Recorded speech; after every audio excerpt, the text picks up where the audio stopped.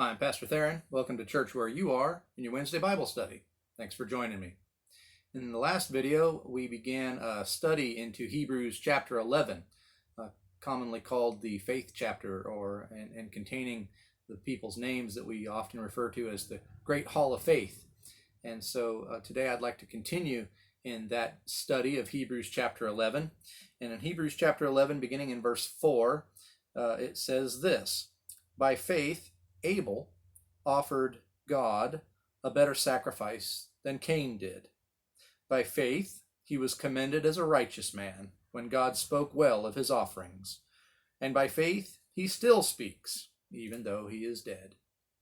In order to understand this concept of faith and what it is and what it means and how we are encouraged to live it, the author recorded these stories in short form because the original recipients of this letter, the Hebrews themselves, would have already known the backstory. And so I thought it would be important for us to go back to the Genesis account and read the story of Cain and Abel. And it's all the way back in Genesis chapter 4. After Adam and Eve have been exiled from the garden, they started a family. And the difficulties and of the curses that God had put upon them for breaking his instructions are now coming to bear. Adam is having to plow the field and work and toil by the sweat of his brow, and now Eve will suffer the pain of childbirth. And so here, in the beginning of chapter 4, and beginning in verse 1, I'll be reading from the New International Version. Follow along in whatever version you like, and let's look at the story. Adam lay with his wife Eve, and she became pregnant and gave birth to Cain. She said, "With the help of the Lord, I brought forth a man." Later, she gave birth to his brother Abel. Now Abel kept flocks, and Cain worked the soil. In the course of time, Cain brought some of the fruits of the soil as an offering to the Lord, but Abel brought fat portions of some of the firstborn of his flock. The Lord looked with favor on Abel and his offering, but on Cain and his offering he did not look with favor. So Cain was very angry, and his face was downcast. Then the Lord said to Cain, "Why are you angry? Why is your face downcast? If you do what is right, will you not be accepted? But if you do what is not right, sin is crouching at your door. It desires to have you, but you must master it." Now Cain said to his brother Abel, "Let's go out to the field." And while they were in the field, Cain attacked his brother Abel and killed him. Then the Lord said to Cain, "Where is your brother Abel?" "I don't know," he replied. "Am I my brother's keeper?" And the Lord said, "What have you done? Listen, your brother's blood cries out to me from the ground. Now you are under a curse and driven from the ground, which opened its mouth to receive your brother's blood from your hand. When you work the ground, it will no longer yield its crop for you. You will be a restless wanderer on the earth." Cain said to the Lord, "My punishment is more than I can bear. Today you are driving me from the land, and I will be hidden from your presence. I will be a restless wanderer on the earth, and whoever finds me will kill me." But the Lord said to him, "Not so. If anyone kills Cain, he will suffer vengeance 7 times over." Then the Lord put a mark on Cain so that no one who found him would kill him. And so Cain went out from the Lord's presence and lived in the land of Nod, east of Eden. Now, the Hebrew account says that Abel's offering pleased the Lord and Cain's offering did not. And it's interesting to see that in this short story, even in the Genesis account, we see that it's a very, very short story, and there aren't a whole lot of details to it. And so what I thought we should do today is to look into the details of how this has come to be. And so Adam and Eve have been exiled from the garden, and Eve becomes pregnant and gives birth to their firstborn child. His name is Cain. Now in the Hebrew, it is not spelled C-A-I-N, it is spelled with a Q. Q-A-Y-N is a best transliteration. Cain,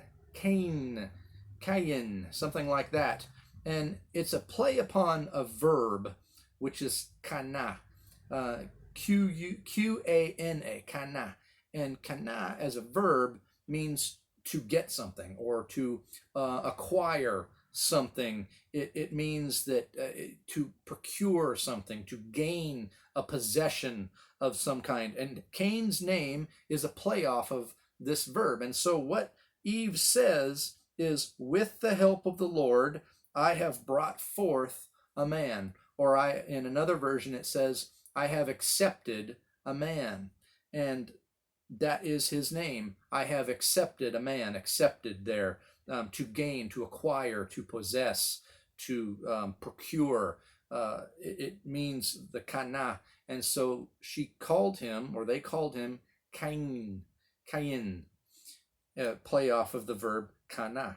And so she understands that this child has come from God, and she understands that this child has come from her own body, but with the help of the Lord, she has possessed one now. She has gained one now. She has acquired one now. She has, in essence, become a creator, and has created one now. But she recognizes that it is the Lord that gave her the help to make this all possible. And she later, in verse 2, it says, she gave birth to his brother Abel. Now, Abel in our modern translations is spelled Abel, but in the original Hebrew, it's got the H on the front of it, Habel. It's Habel. And what that means is something like breath, and it means something like temporary. We recognize in other passage that it says that we are like a vapor, here one moment and the next moment gone. And that's kind of the idea here, is that Habel is breath, or vapor, or he is temporary, or something like that. And I began to wonder, did she name him Habel, breath, because he was the very breath of her life? Because he was so special, even from his conception and birth, that he became to her this very special and significant thing, that he became almost like her breath of life, that he is that special and that different and that important, that Habel, her breath? Or does it mean something more prophetic, that somehow she knew, or in a prophetic sort of a way named him breath, that he's not special, and that his name means brevity? It means a very short, temporary, like a breath or like a vapor, that he would not be around long, or that he was very temporary, very fleeting. I'll let you wrestle with that. I haven't come up with the answer to that yet. I lean towards the idea that the first child, Cain, was this man child that they procured, that they accepted from the Lord, that they gained from the Lord. And now this one, Abel, he is special. He is different. And we're going to go on to find out that not only is he special to his mother and to his parents, but he is special to God. Now, Habel, kept flocks. He is a rancher. He raises sheep. He raises goats, something like this. And Cain is a farmer. He works the soil. And so you have both pastoral, and you have animal husbandry. You have plants, and you have animals. Now, we go on further in the Old Testament as we get into the days of the tabernacle and sacrifices being made, that blood had to be spilled on the altar. And I've read a good deal of literature that argues that the reason that Abel's offering was more acceptable than Cain's is because of the idea of blood. But let's not go that far just yet. I think that there is a better understanding of why Abel's offering was more acceptable to the Lord than Cain's. Abel kept flocks, and Cain worked the soil. And in the course of time, Cain brought some of the fruits of the soil as an offering to the Lord. he brought an offering. Now, the word there is offering. It doesn't mean sacrifice, and neither does the one for Abel. Abel, verse 4, Abel brought fat portions from the firstborn of his flock. The Lord looked with favor on Abel and his offering, but on Cain and his offering he did not look with favor. And so Cain became angry. And we know the rest of the story. We've been hearing the rest of this story the greatest majority of our lives. If you spend any time in Sunday school or anything else, you know the story of Cain and Abel, that Cain killed his brother Abel, and the very famous question, where's your brother? And Cain replies, am I my brother's keeper? I've heard some really great sermons about how, yes, we are our brother's keeper. But in this case, Cain is asking a rhetorical question in response to God's rhetorical question. He knew where Abel was. Cain wasn't hiding anything here. He was trying to get away with something. He was trying to throw off. He was trying to get away with it and distract the Lord who knows all things. But this is early in the lives of people, and I don't think that they had come to know God so well yet, that Cain thought maybe he could get away with it, like this is some sort of a deity that just dwells among us or watches what we do and doesn't know all things. And yet Cain soon learns very quickly that that is not the case. I've made an argument in this regard that Cain and Abel represent good and bad.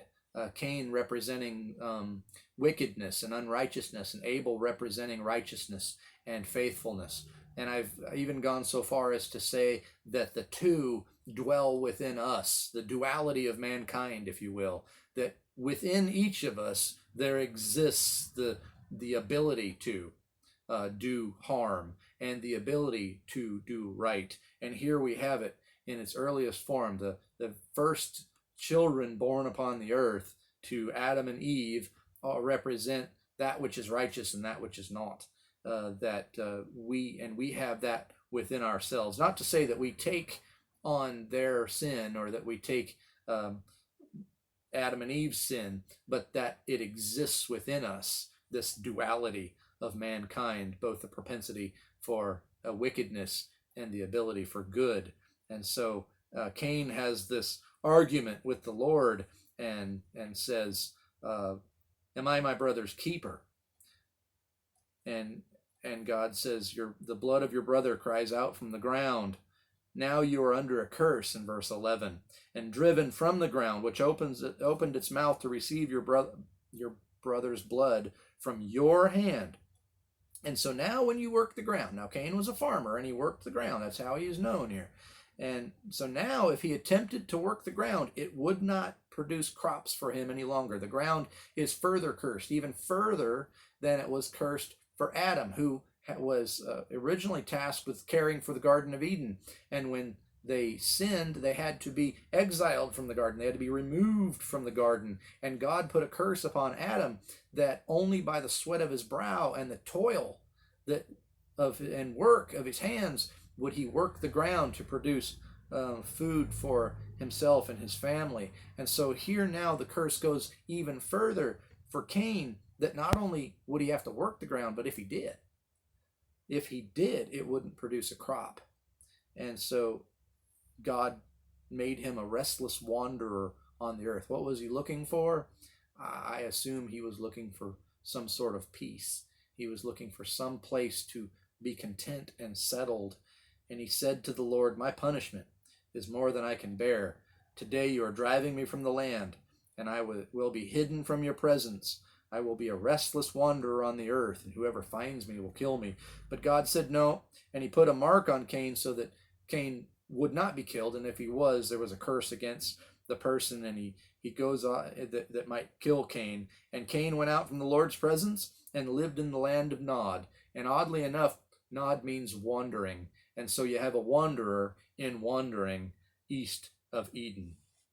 Cain's response, I think, is what begins to reveal the difference in the attitude of the giving of the offerings that Cain and Abel presented to the Lord. Now, I think it interesting that Cain is the first to bring an offering. And I thought at first maybe it was because he's firstborn, and so he's first listed in the order of children, but that's not what it says. It says that in the course of time, Cain brought some fruits of the soil as an offering to the Lord. And later, Abel also brought some offerings to the Lord. They were different offerings. I think that Cain's response begins to reveal the attitude in which he made those offerings. In verse 3, we find that he just brings an offering. There isn't a whole lot of a thought placed into it, it would seem. That it almost to me seems like an overflow or some extra stuff that he had off to the side, that he just brings an offering to the Lord. It doesn't have a whole lot of thought put in it, doesn't have a whole lot of meaning to it. In verse 5, he becomes downcast and angry because the Lord did not look on him with favor. He became angry and his face was downcast. And then in verse 8, we see that it goes a little further yet.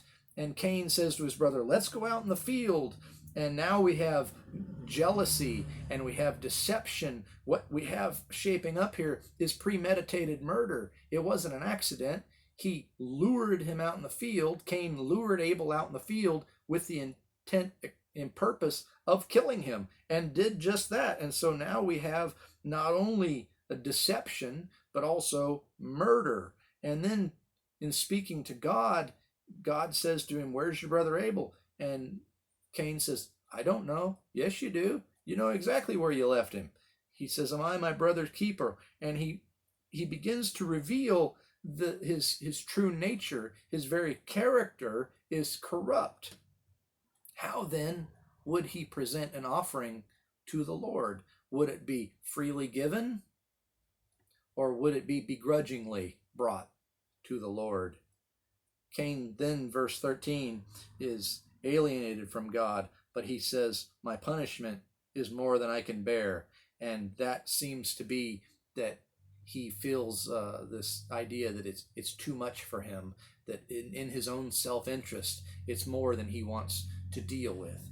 And so Cain's character begins to reveal itself, and the wickedness in which he seemed to conduct himself, or at least the wickedness of his heart, his innermost being, the core of his being, seemed to be corrupted for a long time. Abel, on the other hand, is different. It doesn't say that he is righteous. It doesn't say that he is God's favorite. It doesn't say that he is his parents' favorite. It simply says that Cain brought an offering, and then later Abel brought an offering too, but his offering is different. His offering, in verse 4, is very specific. Abel brought some of the firstborn of his flocks and some of the fat portions of the firstborn of his flocks. And it seems to indicate that Abel understood that all of these things are gifts from God, and that he is giving back to God a portion of that which God had blessed him with. We will come to find out later throughout the Old Testament, in the time of the desert wanderings and the tabernacle and the sacrifices being made, that the instructions are very, very clear to the Israelite people. Offer your first fruits, not something off to the side, not something extra. It is your first fruits, the firstborn of your flocks and of your herds, the first gleanings of your grain. And that's what Abel seems to have done here. And that is why the author of Hebrews can then go on and say that Abel offered his sacrifice, made his offering in faith, because he gave God the first fruits, the firstborn of his flock, trusting that somehow God would benefit him by giving him more offspring from his flocks. Somehow sacrificing the first fruits makes him walk in faith to say, now I have to trust God for the rest of this to work out because I've given away. I have dedicated to the Lord the first part that I could have used for myself so that I'm sure that I have plenty. But to give God the first fruits is to walk in faith because there's no guarantee apart from the blessings of the Lord that more will come. And so it is Abel's offering that was accepted to the Lord because Abel gave his in faith. And it's all about the attitude of the giver. It's all about the motivation of the heart. We recognize this today as giving offerings and tithes in the church. I've had many discussions about this, especially for those of us who live check to check and make an hourly wage or a salary or whatever. Which part do you tithe off of? And it seems very clear that the first fruits is the gross total that we earn before taxes are taken out, before insurance is taken out, before all of the deductibles are taken out. That's the gross total. That's the first fruits. That's what you actually earned. That's what is supposed to come to you. Then very simple math. You move the decimal over one place and you come up with 10%.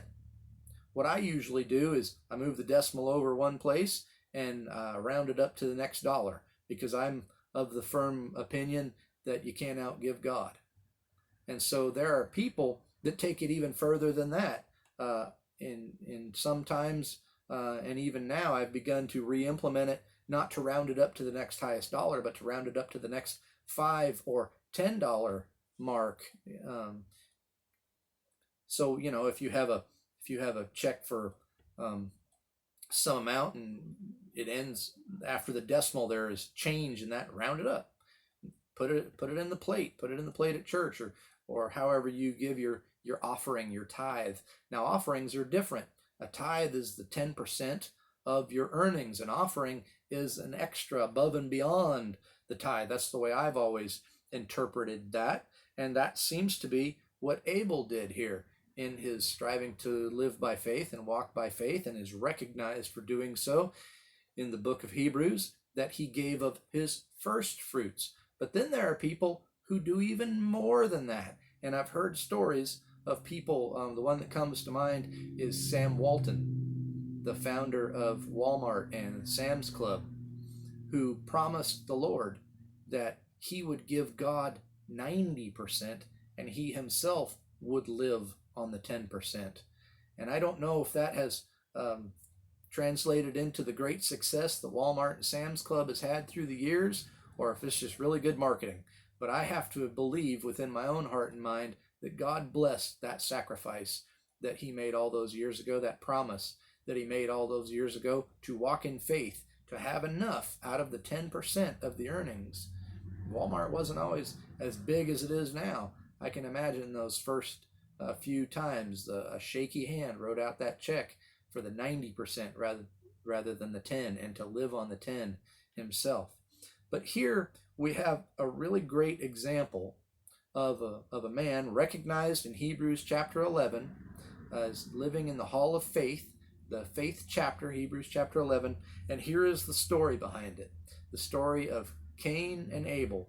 Cain giving an offering of the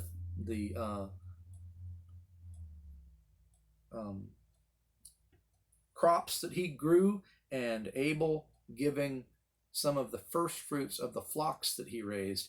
And I think that it paints a picture of the attitude in which these things are given, and I think that it paints a picture for us for the attitude that we should have, the motivation of our heart to give willingly, generously to the Lord in whatever way that the Lord leads you to do. Whatever your conviction leads you to, I'll leave that up to you. But for me, I continue to try to live by faith and to give that portion to the Lord and make it special and dedicate it, so that I am trying to live by faith. I'm trying to walk by faith, not for any recognition of myself, but it seems like that is the right thing to do, to live a righteous life that I am striving to do, and I hope that you will do the same. I hope that you have gain from this Bible study. We'll continue in our study of Hebrews chapter 11 and look at the next great character of faith next time, and I hope you'll join me. Thanks for watching.